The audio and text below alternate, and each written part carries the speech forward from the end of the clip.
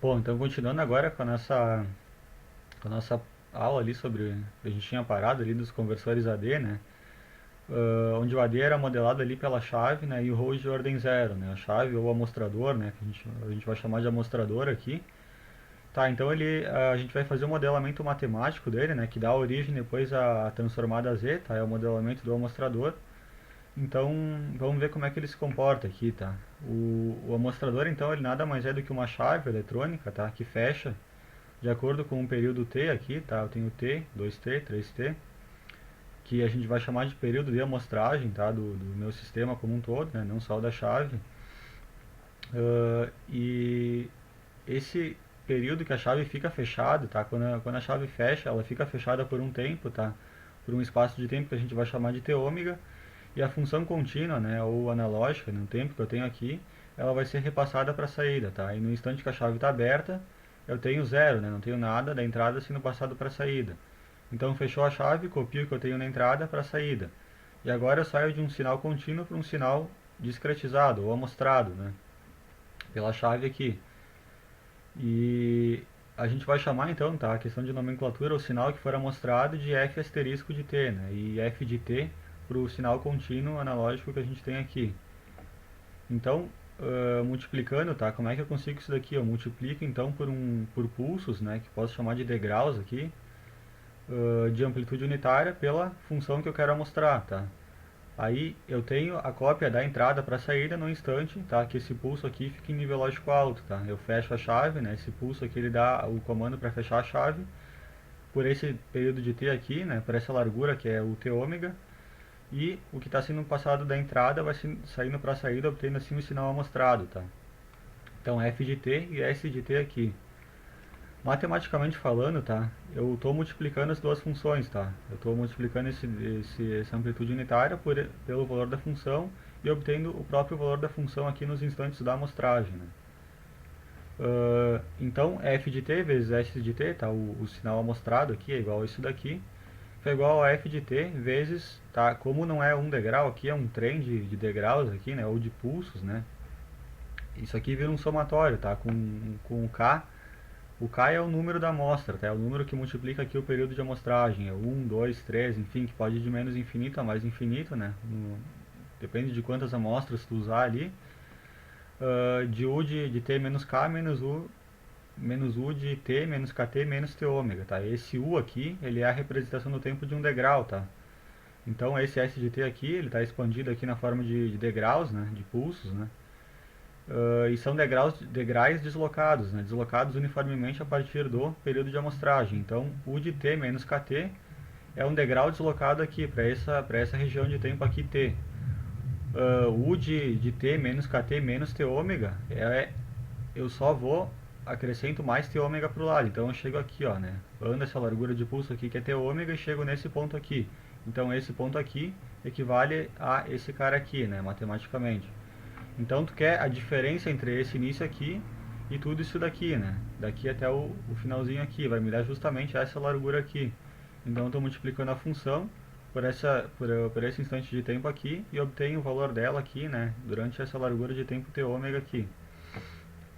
Uh, Aqui, tá? Desse passo aqui para de baixo aqui, eu simplesmente chamei o f de t de f de kt, tá? Porque é o valor da função no instante da amostra, tá?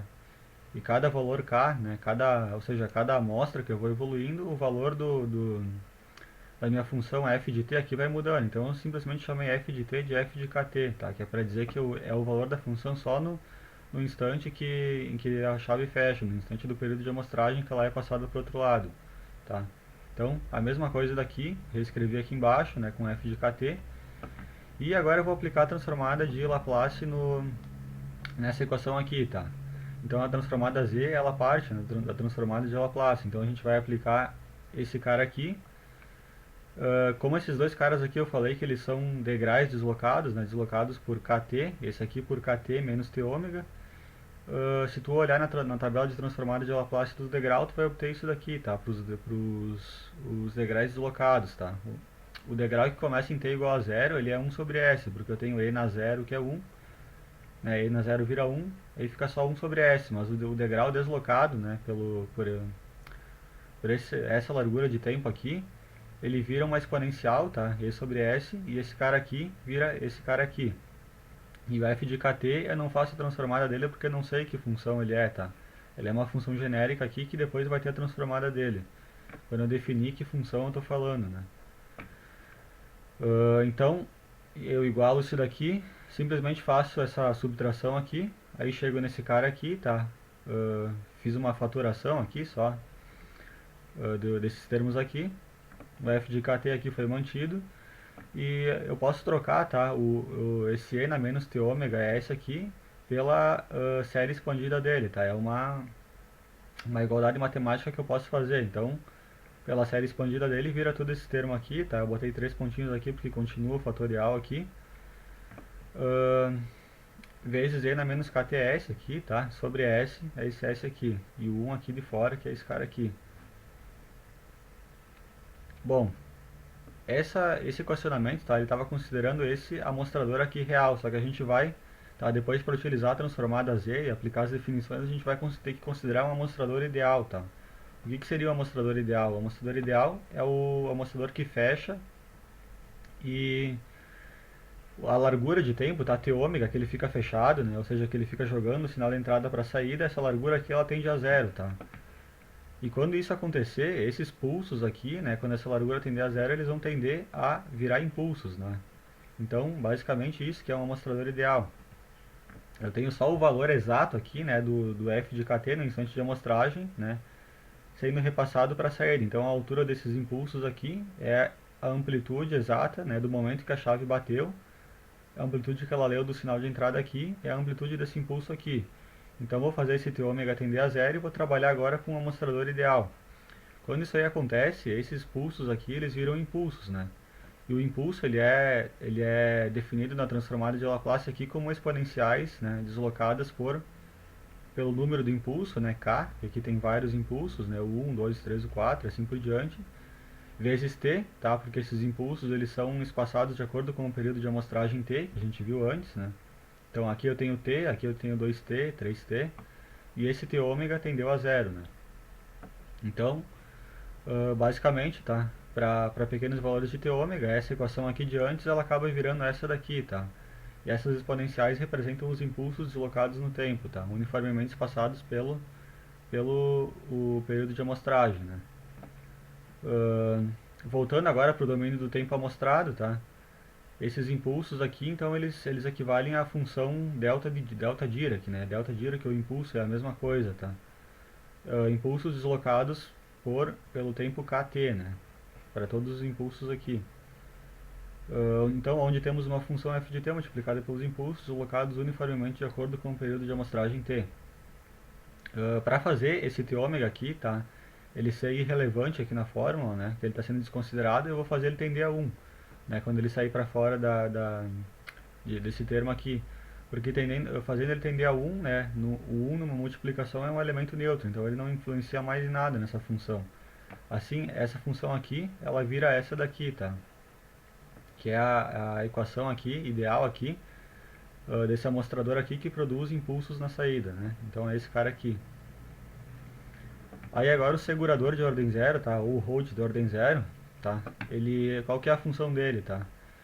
Ele vai ler esses impulsos que eu tenho aqui, tá? Que eu recebi do meu amostrador aqui, e vai manter eles, tá? Até que chegue o próximo pulso. Então recebi aliás, impulsos, né? Não pulsos. Eu vou receber um impulso aqui com essa amplitude vermelha.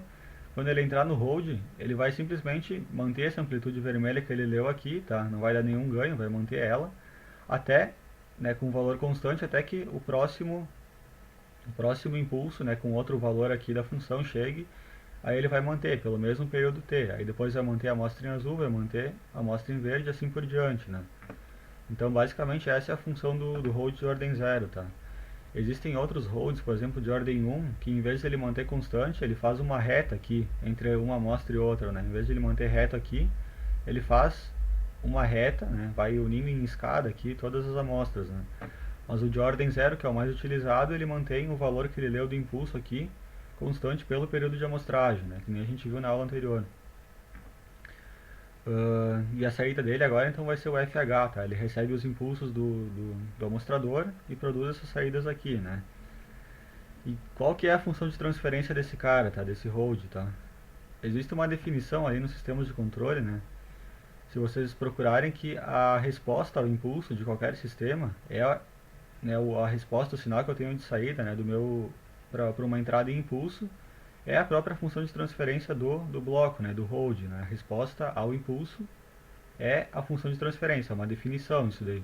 Então, se eu estou recebendo impulsos aqui, o sinal que eu tenho de saída aqui, né, que são degraus aqui, né, espaçados aqui, deslocados, é a própria função de transferência do meu hold, né? Então, considerando aqui, como eles são degraus aqui que estão mudando sempre de amplitude, né, um degrau contínuo, eu vou pegar, né, um degrau só, tá? Então eu peguei aqui um degrau em t igual a zero, tá? A transformada de Laplace dele é 1 sobre s, menos o próximo que vai ocorrer em t aqui, né? Que é esse cara aqui. Então, né, de todos os degraus, estou pegando um só, né, da amostra aqui. Poderia ser qualquer amostra, esse menos esse aqui menos esse daqui. E vou estar fazendo o tratamento matemático, né? Estou pegando o início menos o final aqui. Então, esse degrau aqui, né? Esse deslocado pelo tempo t aqui. E eu vou estar fazendo esse menos esse, porque a cada período t o degrau está mudando de valor. Então, eu quero pegar só uma amostra, tá? Quero pegar só um degrau. Eu peguei o que começa em t igual a zero e termina em t igual a t, que é esse daqui. E na zero é 1, né? Faço essa soma aqui e vou obter isso daqui. Então, esse que é a função de transferência de um hold de ordem zero, tá? Basicamente é isso. Quando a gente tem, tá, um hold de ordem zero, tá, quando a gente vai ver depois nos exercícios, tá, que basicamente quando eu tenho ele em cascata com uma função de transferência qualquer aqui, g de s aqui, eu posso simplesmente pegar, tá, essa aqui é a função que a gente viu no slide anterior, eu vou passar esse s aqui para dentro do g de s, eu vou deixar esse cara aqui sozinho, aqui no numerador, tá. É uma técnica utilizada para determinar a função de transferência quando eu tenho um hold em cascata com um GDS genérico. Eu passo o S para lá, fica o GDS sobre S e deixo esse cara sozinho. Aí faço a transformada Z dele, que a gente vai ver depois em outra aula, transformada Z. Mas já adiantando, né, a transformada Z desse cara aqui vai ser 1 menos N menos 1, tá? E o S aqui ficou na função GDS. Aí vezes esse Z, tá? Esse Z quer dizer que eu vou fazer a transformada Z desse bloco G de S sobre S, tá? Então, basicamente, quando a gente tem isso daqui, é esse tratamento matemático que a gente tem que fazer. Bom, vou continuar na próxima aula, então. Vamos começar a falar efetivamente da transformada Z. E então é isso aí. Valeu.